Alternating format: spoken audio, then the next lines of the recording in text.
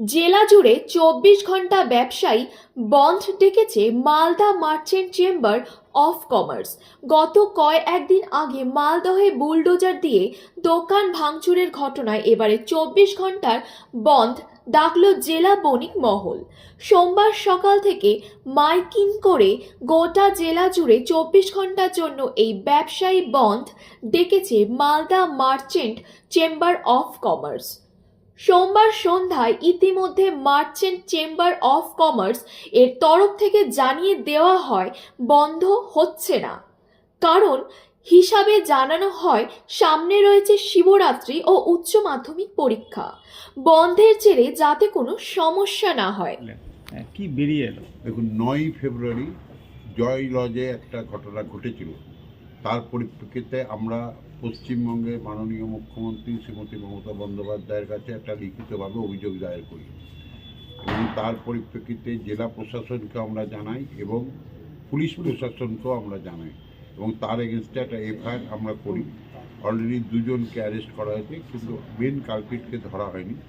আমরা কলকাতার আমাদের রাজ্যের যিনি মাথা, তার সঙ্গে আমরা কথা বললাম এইমাত্র। কথা বলে ব্যবসায়ীরা খুব খুশি।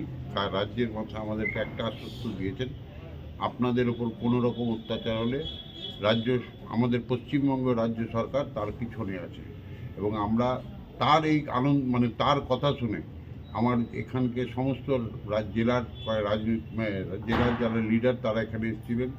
আমাদের এই 11 জন ডিপ্রাইভ দোকানদার যাদের দোকান ভেঙেছে তারা এসেছিলেন এবং এই 11 জন দোকানদার তারাও এসছেন।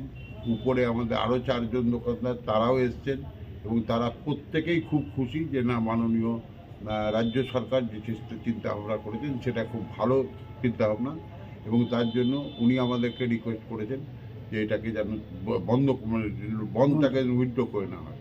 আমরা রাজ্যের সরকারের কথা চিন্তা করে, মানুষের কথা চিন্তা করে, আমাদের কালকে শিবরাত্রির কথা চিন্তা করে, ছাত্রদের পরীক্ষা এসএসসি পরীক্ষা আছে সেই পরীক্ষার কথা চিন্তা করে এই বন্ধটাকে আমরা প্রত্যাহার করছি এবং আমাদের তার সঙ্গে সঙ্গে রাজ্য সরকারের পক্ষ থেকে আমাদের কাছে বলা হয়েছে যে সমস্ত দোকানকে ভেঙেছে তারা আগামীকালকেই তারা তাদের কাজগুলো করবে এবং তাদের ইলেকট্রিক লাইনও কেটে দেওয়া হয়েছে।